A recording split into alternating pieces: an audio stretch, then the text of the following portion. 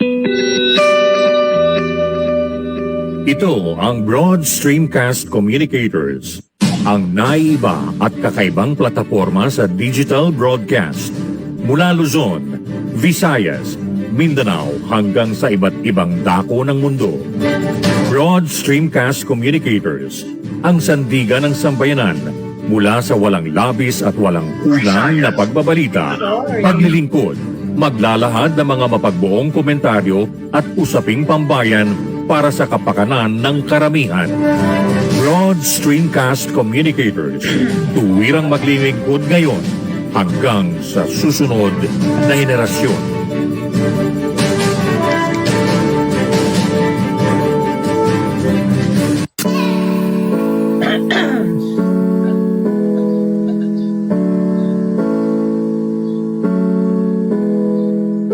Buhay Online, Chikahan at kaalamang pangkabuhayan.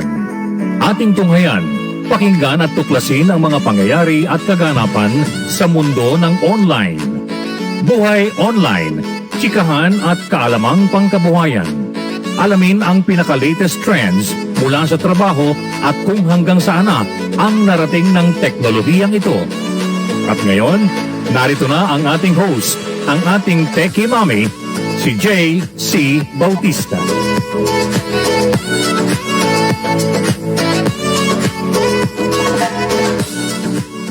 Hello. Magandang umaga po. Welcome to Buhay Online. Ang inyong pong lingkod, Jaye Bautista here. Thank you. Hi there, Shrey. I've missed you the past few days, okay? Hindi na tayo nakapag bonding here sa aking show. But tomorrow, okay, I want you to join me tomorrow. Bukas po, si Shrey po ang kasama ko dito tomorrow.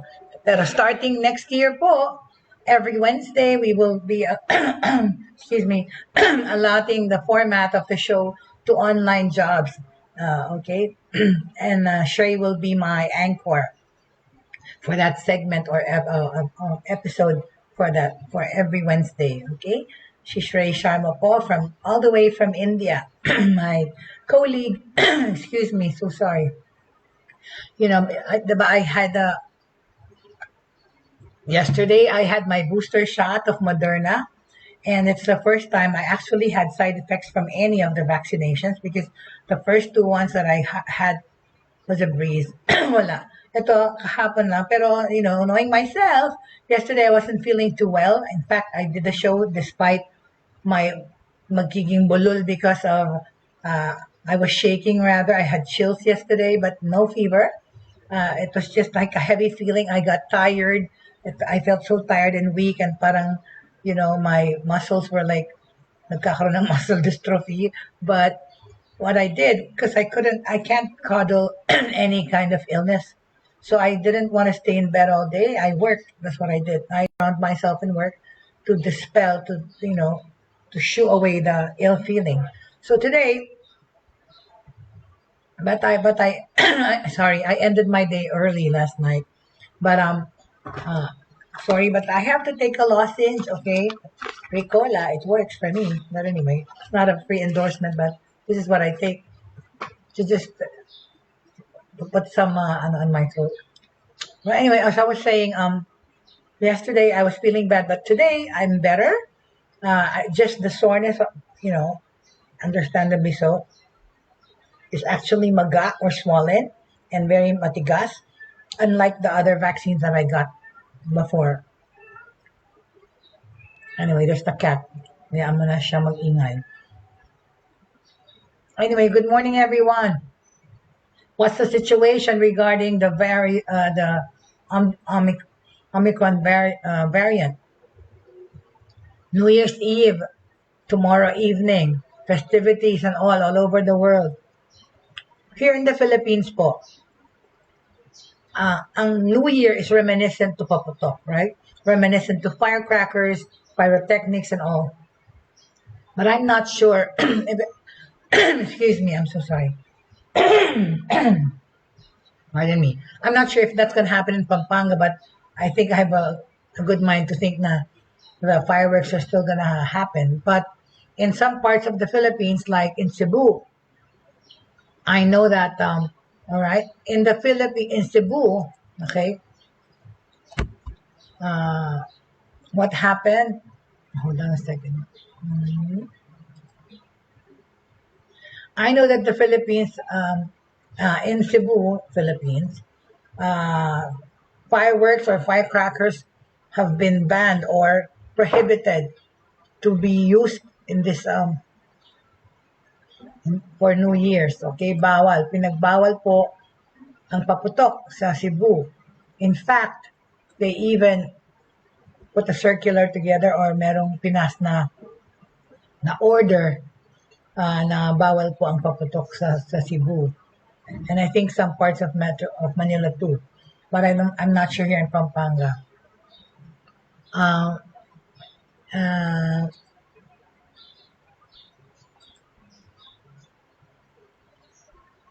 yeah, so I was saying, as Cebu continues to recover, kasi nga, di ba, the Cebu is still recovering from the typhoon, Odette. The provincial government has banned the use of pyrotechnics. Cebu Governor Gwendolyn Garcia on December 24, last Christmas Eve, issued an executive order number 51 prohibiting fireworks, firecrackers, and other pyrotechnics.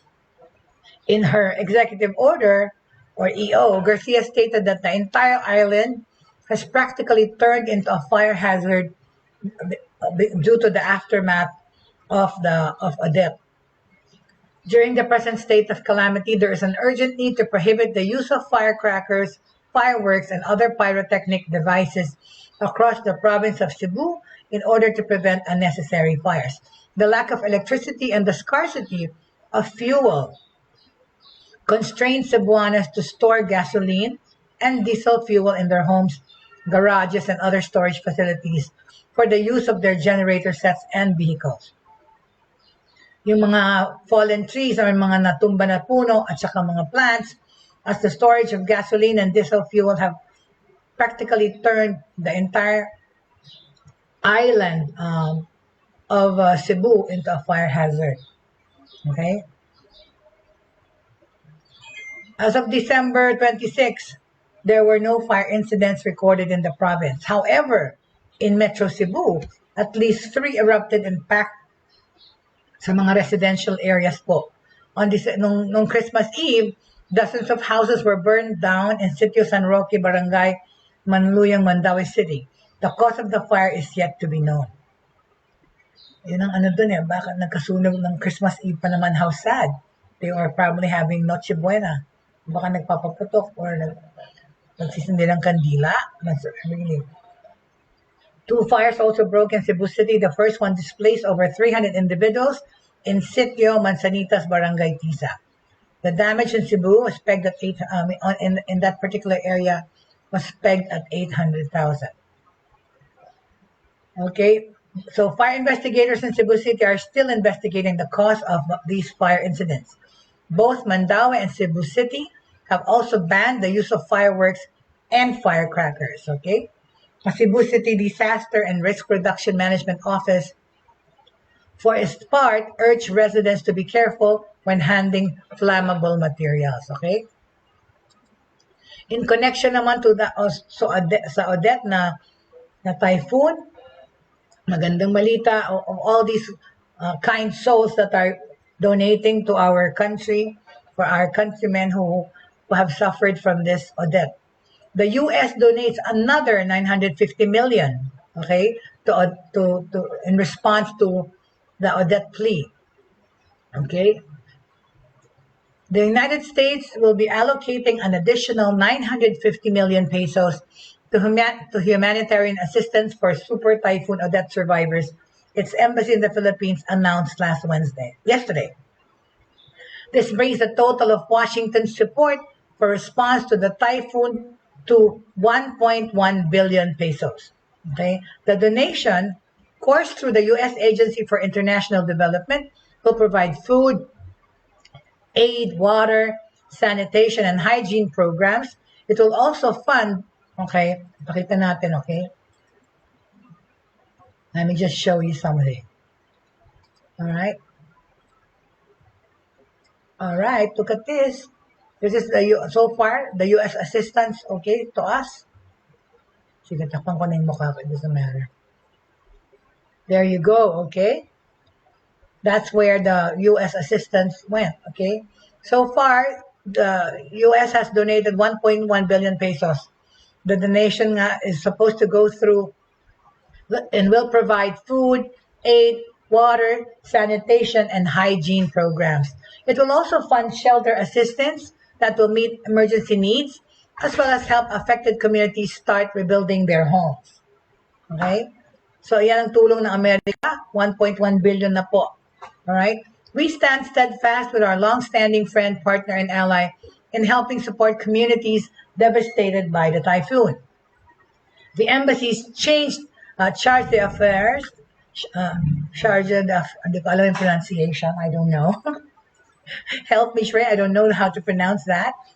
And ad interim Heather Barriaban is quoted as saying in the statement, the U.S. is also a former colonizer of the Philippines. This additional assistance will help deliver food and hygiene supplies and provide life-saving support to those most in need. The embassy said Barriaba plans to visit communities affected by Typhoon Odette to show support on behalf of the American people, as well as see ongoing U.S. relief activities. Dapat lang naman siguro nila talagang puntahan at i-check kung yung pera nila ay talagang nagpunta doon sa mga nasalanta. Right? Okay? Odette, the strongest typhoon to hit the Philippines this year, tore through the Visayas and Mindanao earlier this month, leaving at least 378 reported dead and causing the declaration of a state of calamity in 6 regions. The National Disaster Risk Reduction and Management Council has confirmed only 54 of the reported casualties. Another 218 remain unidentified. Meanwhile, the damage caused by the super typhoon on infrastructure is estimated by NDRRMC to be as high as 16.71 billion, while the damage to houses is estimated at 28.16 billion pesos.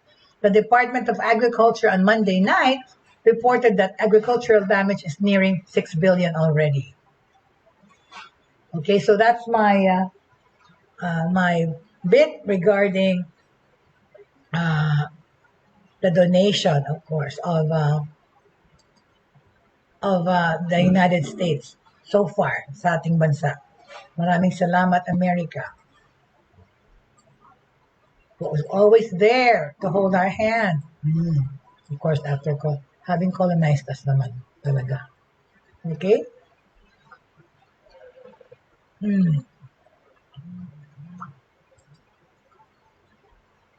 All right.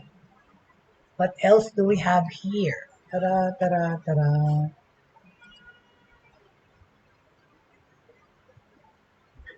All right.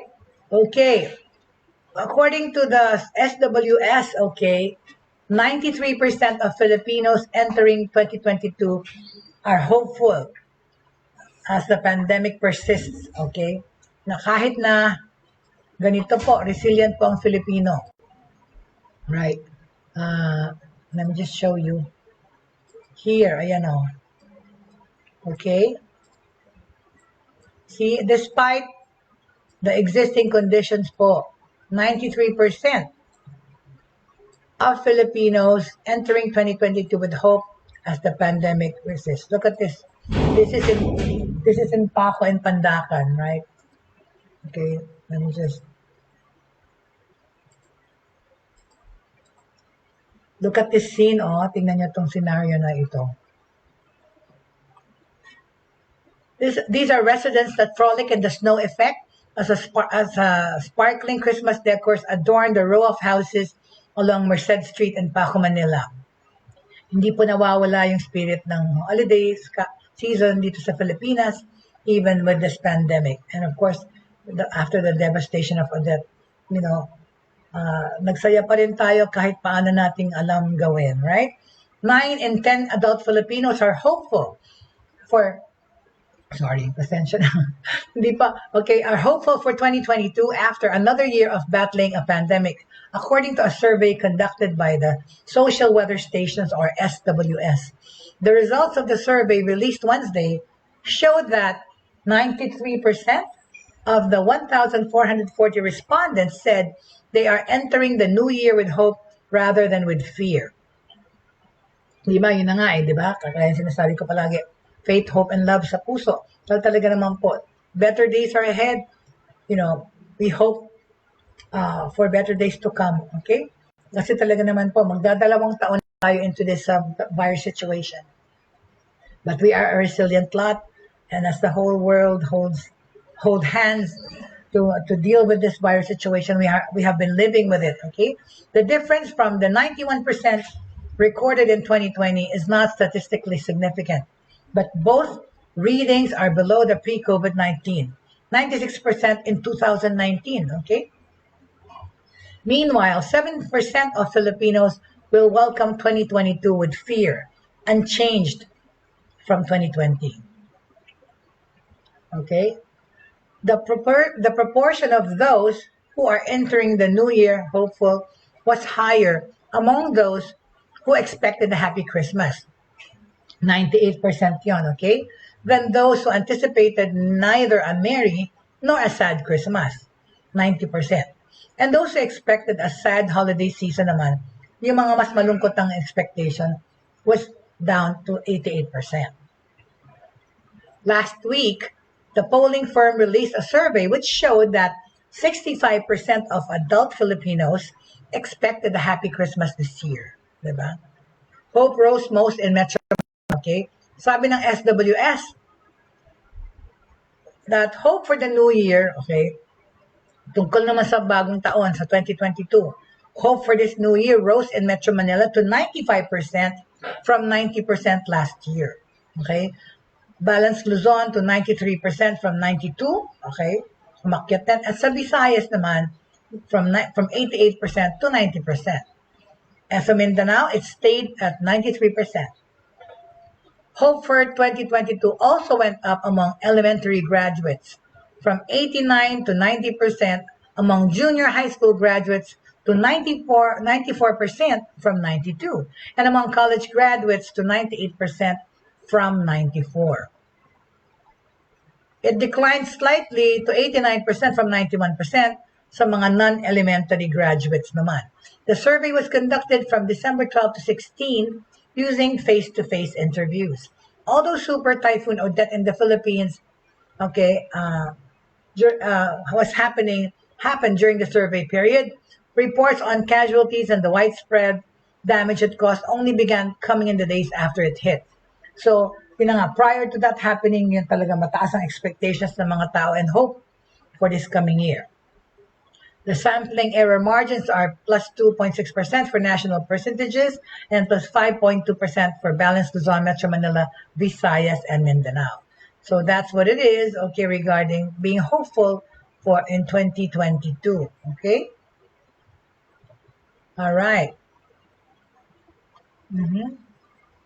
So, yun po ang magandang balita doon, right? Regarding naman technology, again, also pa rin, and gadgets, all right? Well, actually, but this is still connected to Odette. Xiaomi, the brand, the smartphone, Android brand, okay, donates for those affected by Typhoon Odette. Okay, so nag-donate din po sila para sa mga Odette victims. Xiaomi announced that World Vision Philippines and Yayasan Food Bank Malaysia will each receive a donation of $100,000 from Xiaomi Foundation, limited to support those affected by Typhoon Odette, internationally known as Rai or Ray in the Philippines and Malaysia. In the Philippines alone, based on the country's disaster council, more than 870,334 families, or 23,380,167 individuals have been impacted by Typhoon Rai, and over 348,642 houses were damaged. Hundreds and thousands of volunteers are working around the clock to help those affected and to provide survival essentials such as food and water, hygiene kits, kitchen and cooking sets, emergency shelter kits, and more. Okay. As a global company, we believe it is our duty to be responsible and to give back to communities impacted by situations such as this. Itong sinabi ng Xiaomi. So maraming salamat Xiaomi. Ibig sabihin maraming salamat Shopee. Diba? That was like the ad of Shopee or something. But anyway, so there, right? Okay. So that's another bit of salamat na donation. Okay. Very good. Thank you very much. All right. In connection again, okay, of course, to what's happening around the world. All right. The DOH, okay, news. This is like 4 hours ago, okay. The DOH is investigating alleged breach in COVID-19 quarantine protocols. Allah, yan na, okay. The Department of Health, or DOH, said it is now investigating reports of an individual, okay, who was allegedly allowed to leave the quarantine facility before even completing the mandatory quarantine period. Marami pong nangyayari yata ngayon yan dito sa mga travelers, no? Kasi siguro, yun na naman, yung corruption, baka nagbibigay ng lagay para makaalis. Anyway, the DOH is aware of a circulating social media post about an alleged individual who violated quarantine protocols. Okay. We are still investigating, okay? Excuse me. So sorry. We are still investigating the case and coordinating with concerned offices to further determine the veracity of the claims in the said post. Sanabi ng mga reports, yung mga reporters po made rounds on social media that an individual who came from, kung saan galing, America. Somebody that came from the United States skipped the mandatory quarantine upon arrival in the country. Excuse me. Sorry. The person was allegedly positive for COVID and has since infected others after attending a party. Ano ba yan? My God, people, please. How can you be so insensitive and callous and caring, who you infect? The DOH, meanwhile, reminded the public to only share reports from reliable sources. We remind everyone to only share verified information from official sources to avoid confusing the public. Kasi ina-investigatan pa lang po ito ng DOH kung totoo po itong nangyari.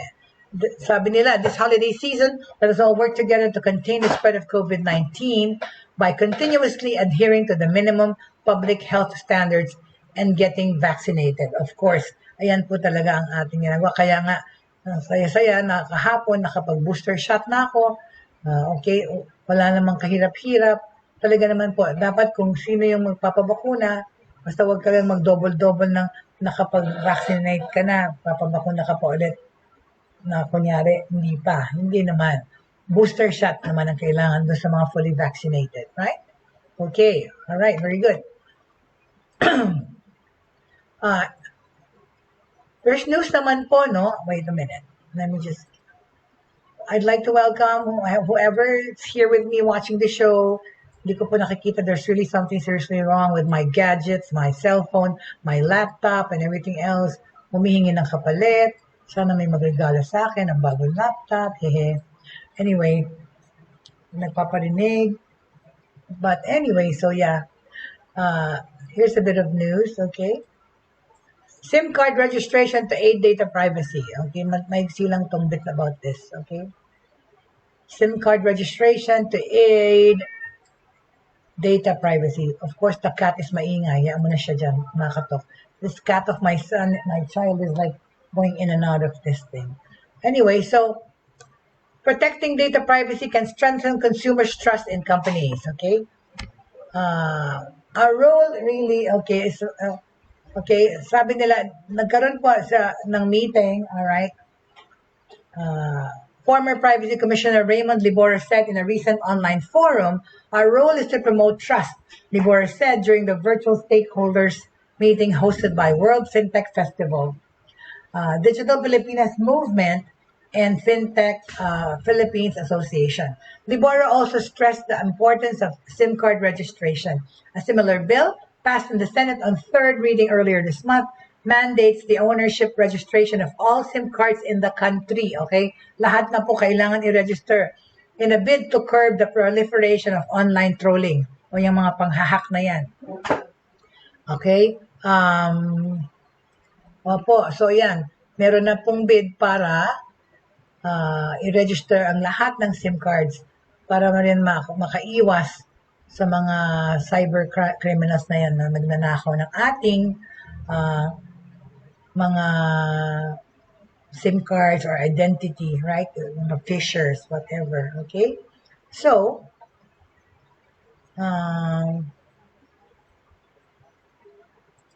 okay. This will play a big role in ensuring that digital finance, open finance, and banking will be relied more on trustworthy tools and implement. As the country progresses into a digital economy, industry leaders said new champions have emerged to position open finance as a capital pillar that can bring financial inclusivity to millions of Filipinos. Diba? In-emphasize ni Liboro that should organizations succeed in obtaining trust, companies will flourish, creating jobs and opportunities that will lead to a more robust market. Dan Wolbert, Visa Philippines country manager, named the critical areas of data that should receive the most focus. Transparency to the data they are sharing, transparency on who might use that data, the purposes that data may be used and however long, and that they manage their data preference. Okay? Yan ang importante kasi, di ba? Dan tayo nananakawan ng mga credit card and all those things.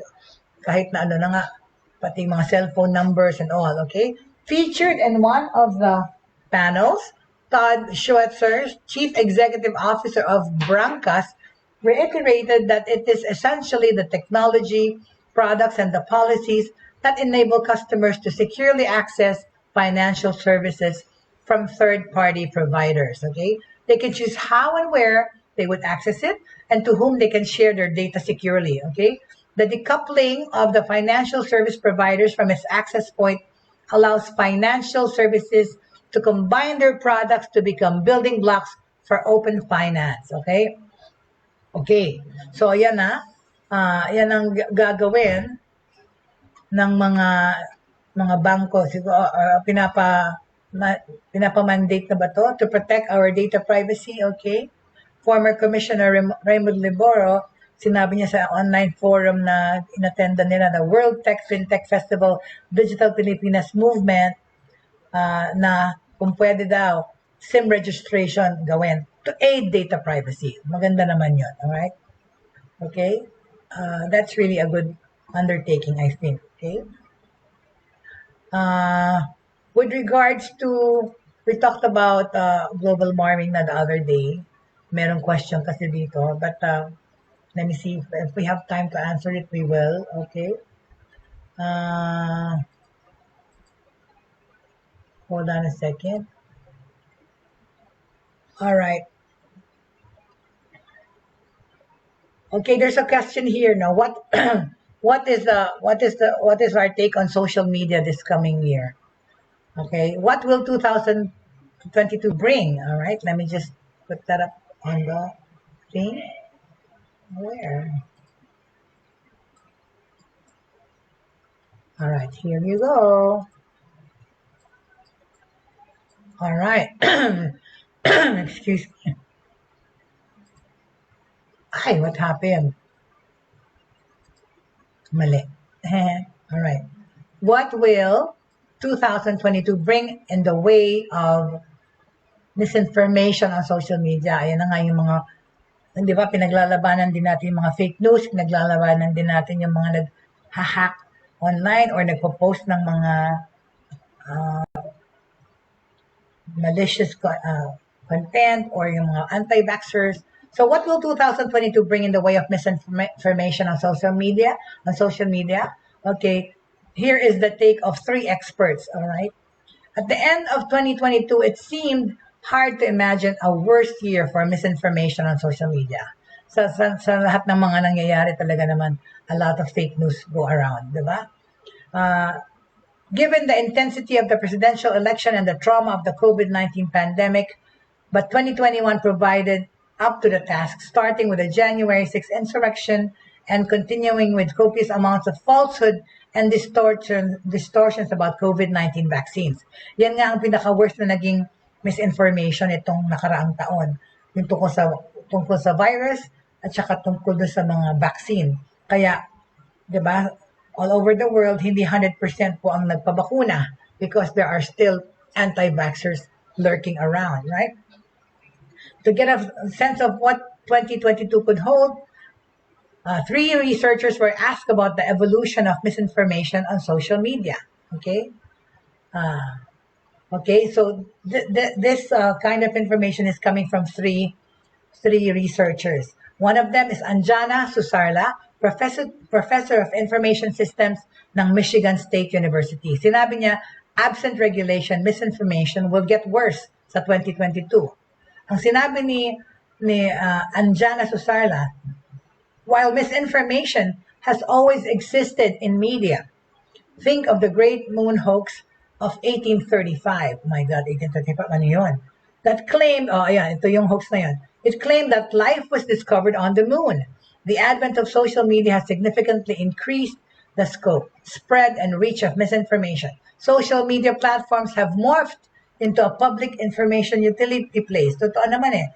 Kaya nga lagi ko rin sinasabi sa mga kabataan, sa mga anak nyo na don't believe everything that you read or you hear about on social media or on the internet. You have to verify facts all the time. Kasi yung anak ko palagi nakikiargue sa akin na galing sa Google or sabi ng ganyan, ni-research. But yun na nga, even when we research and study and make use of the internet, we still have to be wary and make sure and verify that what we are reading about, what we are learning, is talagang legit, okay? So, like I was saying, social media platforms have morphed into public information utilities that control how most people view the world, which makes misinformation, they facilitate a fundamental problem for society. Talaga naman, diba? Kasi kagaya nga na sinasabi ko, yan eh. Meron ako mga students, right? And in my teaching, my ESL teaching life, from last year, a lot of them were like saying, oh, no, we're not going to, before this, we're not going to have ourselves vaccinated because we're going to die. Just like this, that I saw on the video, that as soon as the needle was put in there, this woman, collapsed and died. But that's not really true because, that was like a fake video because you guys know that because of technology now, it's so easy to make memes. It's so easy to make, TikTok thinks it's so easy to make videos and make it look real, like it's coming, or news for that matter. Even online news bits or headlines, they can all be altered, right? Because of ang galing na ng mga graphic artists, ang galing na ng mga sa technology ng mga tao, gumamit ng technology, kaya nakakagawa ng fake news at saka fake videos that seem to look real because they actually use the logos, for example, of CNN or whatever. So ganun yun, no? It's really easily done nowadays because of technology. There are 2 primary challenges in addressing misinformation, according to Miss ba ito? I'm not sure. Anjana Susarla. Okay? The first is the dearth of regulatory mechanisms that address it. Mandating transparency and giving users greater access to and control over the data might go a long way in addressing the challenges of misinformation. But there's also a need for independent audits, okay, including tools that assess social media algorithms. These can establish how the social media platforms, like choices in curating news feeds and presenting content, affect how people see information. Okay? Ang susunod na challenge is that racial and gender biases, okay, racial and gender biases in algorithms used by social media platforms exacerbate the misinformation problem. Sige, pinalalala nito ang problema. Bakit? while social media companies have introduced mechanisms to highlight authoritative sources of information, solutions such as labeling posts as misinformation don't solve racial and gender biases in assessing information. Highlighting relevant sources, for example, health information may only help users with greater health literacy and not people with low health literacy, who tend to be disproportionately minorities. So, yung mga algorithms na ginagamit, right? Importante rin yan, okay?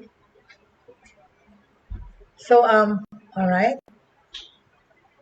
Okay, another problem is the need to look systematically at where users are finding misinformation. Saan ba natin nakukuha itong mga fake news na to? Yun nga, social media, di ba? Ng mga tao naniniwala sa nakikita nila, napapanood. Napakadaling gumawa ng mga video ngayon to make it look real. Pinapagkabit-kabit pa nila minsan yung mga past videos. Like for example, the president saying something like this. Napakadali because of technology, right? So, TikTok, for example, has largely escaped government scrutiny.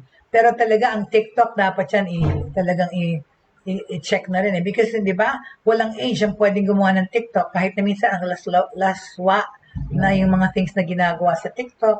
No, it doesn't make it any different than Facebook or YouTube videos that are now being investigated upon. Dapat pati yung TikTok na yan imbestigahan. For example, okay, what's more, misinformation targeting minorities, particularly Spanish language content, may be far worse than misinformation targeting majority communities. Sabi nitong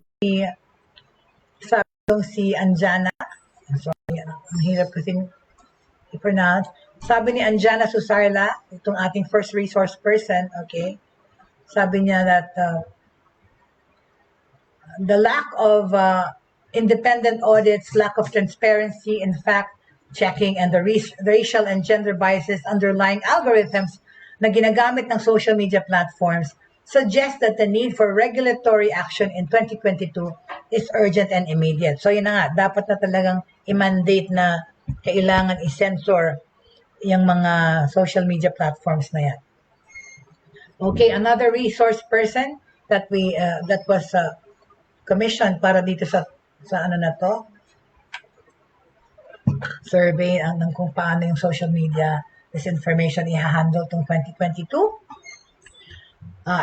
Dam Hee Kim, Assistant Professor of Communication naman to sa University of Arizona. Fake news is hardly a new phenomenon. Talaga naman.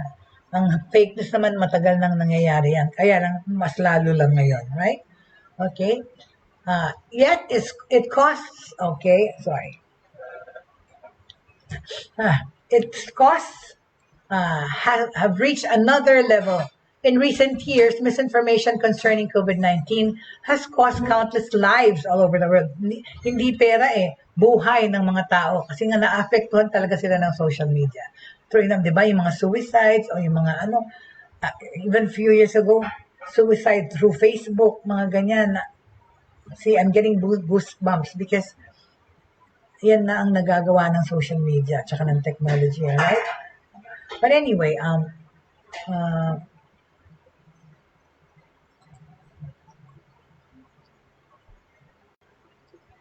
exactly, it has become wait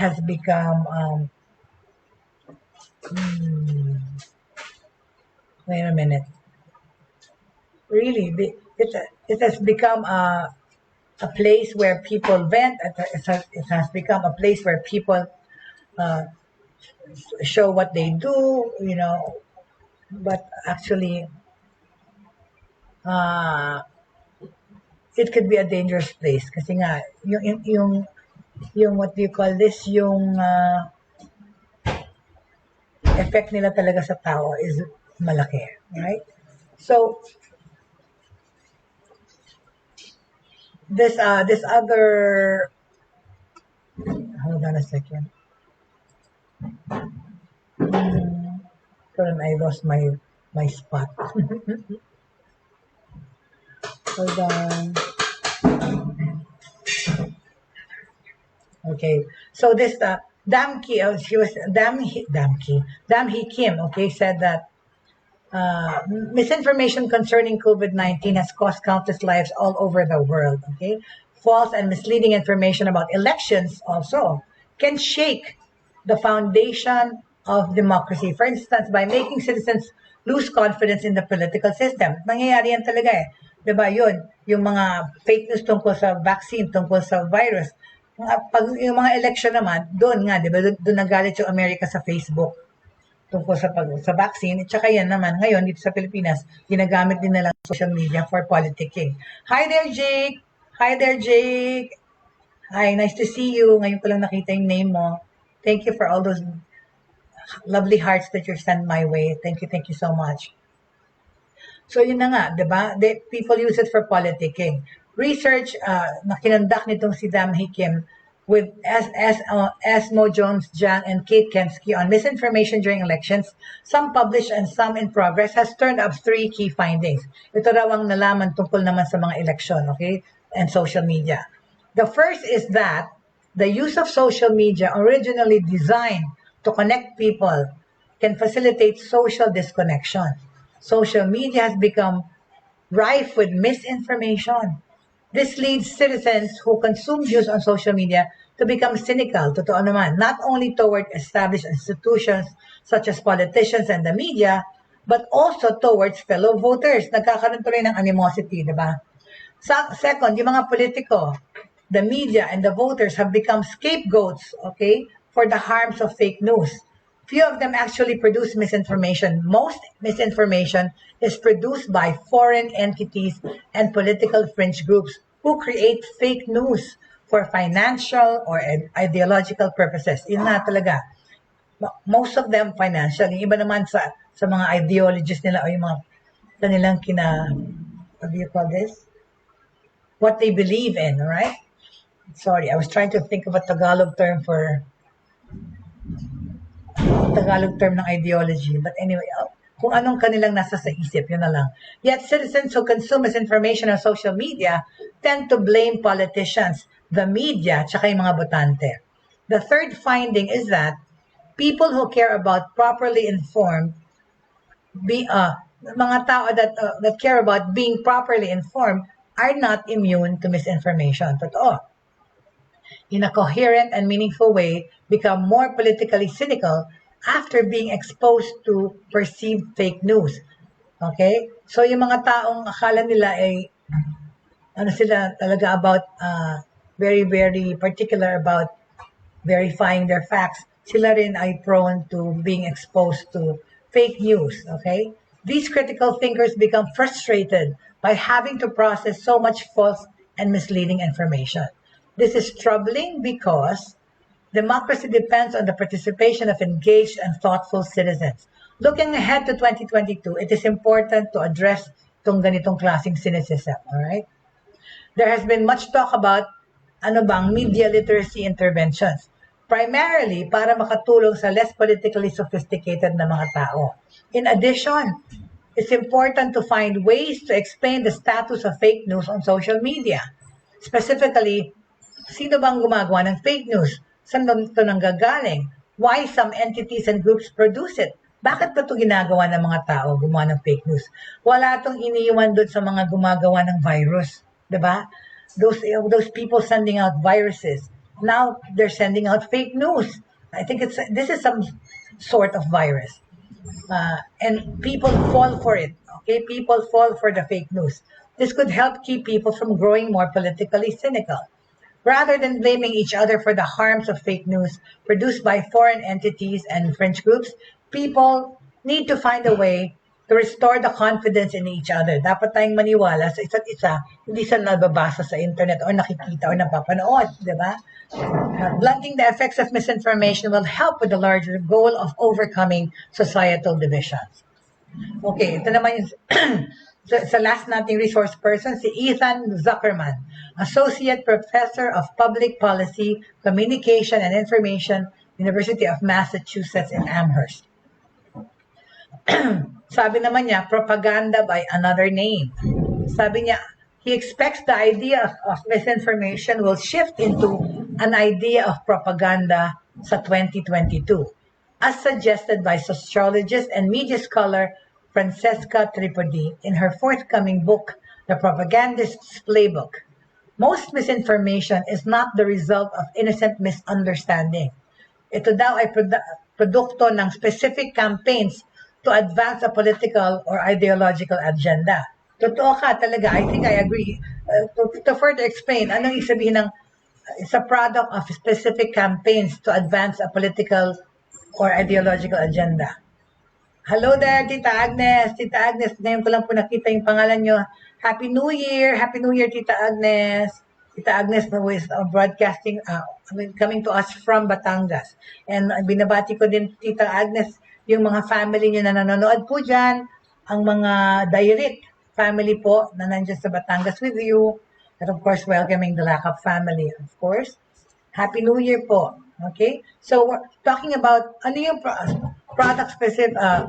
specific campaigns tsaka political or ideological agenda. Yun nga, yung mga naninira, kagaya nung sumisira sa idea ng pagbabakuna or yung pagboboto for that matter then. You know, those things, these are being put and posted there by people na may mga paniniwala na hindi dapat magpabakuna or hindi ka dapat bumoto. See, yun ang sabihin. Once you understand that Facebook and other platforms are the battlegrounds on which contemporary political campaigns are fought, you can let go of the idea that all you need are facts to correct people's misapprehensions. Okay? What's going on is a more complex mix of persuasion kasi tribal affiliation and signaling, diba? Yun na nga, yung mga ethnic groups or yung mga grupo-grupo which plays out in venues from social media to search results. At yun nga, in lieu of physical pagpupulong-pulong, you know, people have found social media platforms as their battlegrounds, as their cry-out grounds, as their way of giving out information or misinformation. As the 22 elections are coming up for, especially sa Pilipinas, you know, it's expected that platforms like Facebook will reach a breaking point on misinformation because certain lies have become political speech central to party affiliation.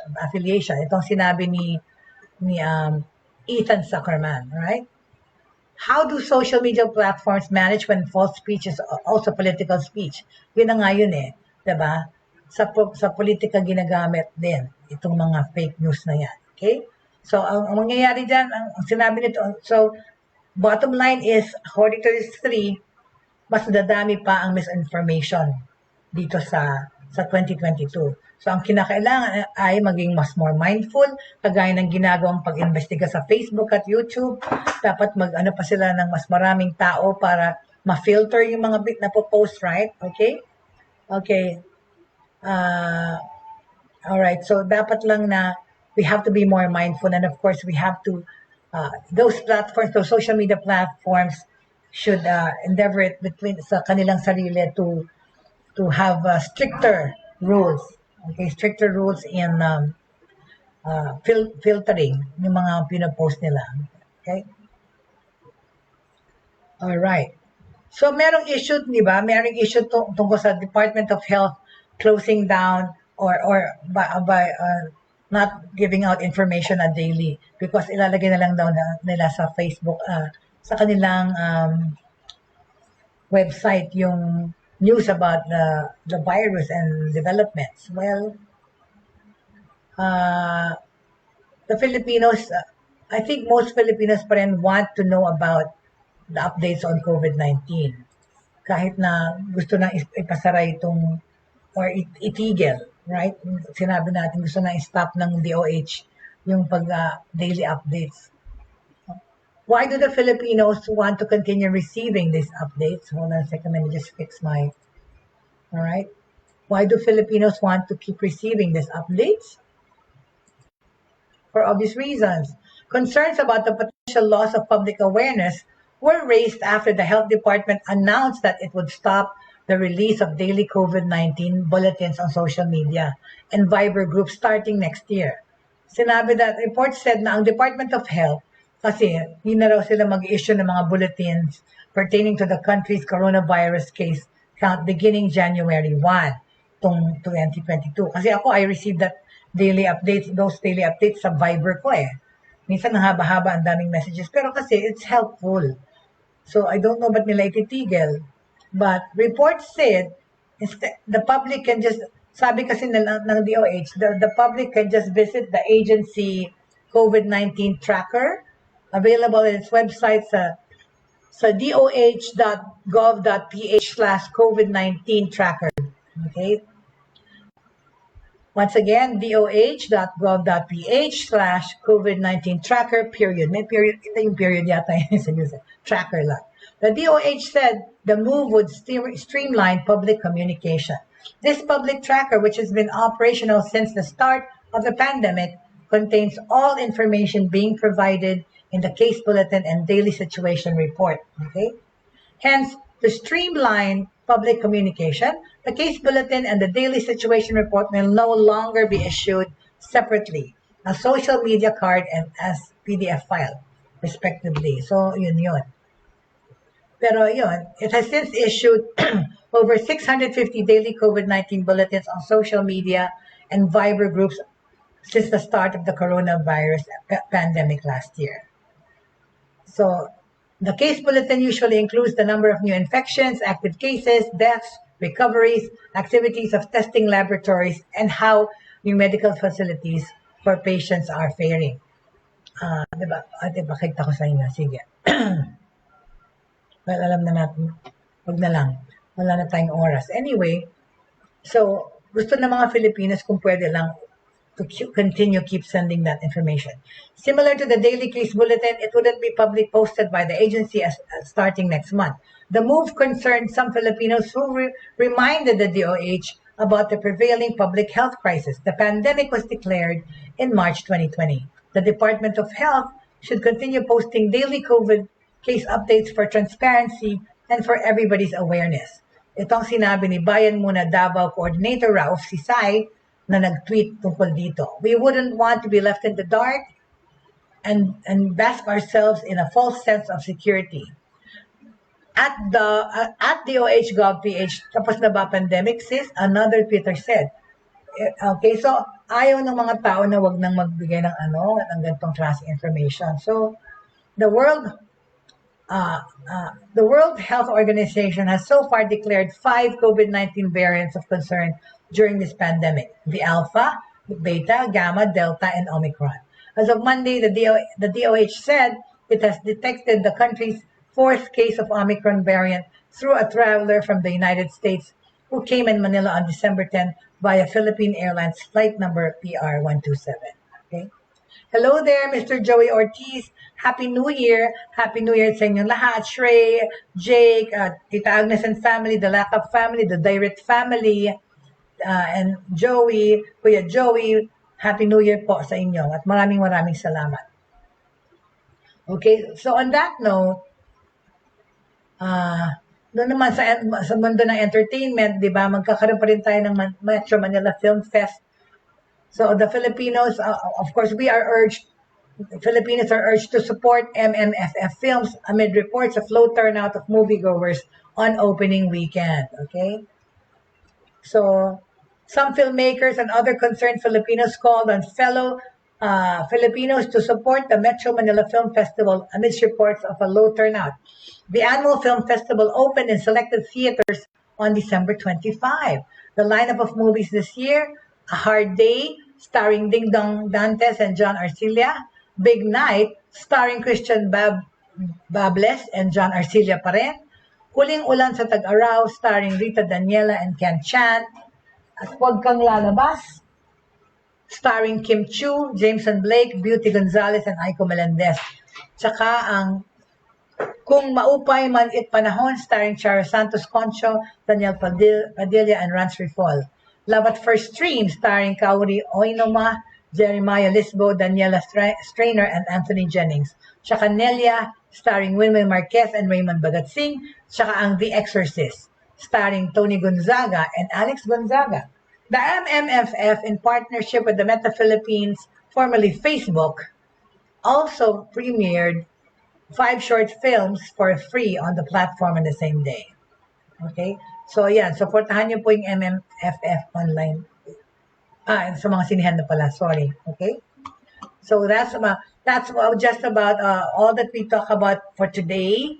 At saka, those people pa, however, we're celebrating po, New Year na naman. Of course, hindi natin napansin. Little did we know that the year just passed us by again, okay? Pangalawang taon na po ito in this pandemic. Tsaka parang at least, hindi pa rin ako totally makapaniwala na ganito yung ating mundo ngayon. Still trying to feel surreal in a lot of ways. So many things have happened, so many changes, so many opportunities rin po ang nag-present para sa akin sa buhay na ito sa New Year na to. But of course, we have to remain hopeful. We have to remain hopeful that it will be better times ahead. I know hindi po madaling sabihin, lalo po sa mga nawalan ng trabaho, lalo po sa mga nawalan ng loved ones, myself included, because my father passed away on July 22 of 2021. And even my own partner's father passed away last year naman po. Marami pong nangyari this year, the past 2 years. But we have to look forward and be hopeful to a new year. Come here. Ang aking ay magbabati sana. Kakadaan lang. But anyway, thank you so much for joining me today. And yes, Shrey, I'm almost welcome. Ayun, kumaway naman pala. Kumaway naman pala. That's my better half, my fiancé. Yan po. He also happened to me in this pandemic. You know, our love story po ay for another day. Kung paano kami naging mas together because of the pandemic, which also gave way to my moving here to Pampanga from the United States and from Metro Manila. But thank you so much for always supporting us, and patuloy po tayong maging vigilant and respectful po sa mga kailangan ng ibang tao, at be mindful and also magdasal, huwag kalimutan to magpasalamat for all the blessings that despite this pandemic, we are here, we are surviving, and we are fending for ourselves. Thank you so much for Tita Agnes said tumaba. Yes po. Napaka-sarap naman kasi magluto ng aking kasama. Dahil pati ako ay gain weight. And of course, the sedentary life po kasi, yung pagtatrabaho na nakaupo lang at hindi dumagalaw-galaw masyado, nakakataba talaga itong pandemic. But anyway, thank you so much for joining me for today. And of course, tomorrow we will be back. We still have another day to be together po online, sa Buhay Online. And for those people, of course, who missed past episodes, we are on YouTube. Please like and subscribe our Broad Stream Cast Communicators YouTube page, where all of the shows that are broadcasted here ay nandyan sa YouTube po, yung mga past episodes na gusto nyong balikan. And at the same time po, like I always say, huwag kakalimutan, okay, to always have faith, hope, and love in your hearts. Faith, pananampalataya, hope, pag-asa, at love, pagmamahal. Thank you very much. Happy New Year po. Tomorrow, pwede ko pa kayong batiin dahil meron pa tayong broadcast. Maraming salamat for joining me today. And please, faith, hope, and love. Thank you.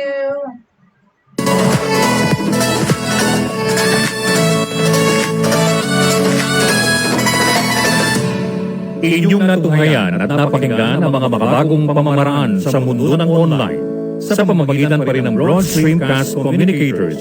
Hanggang sa muli, maraming salamat po.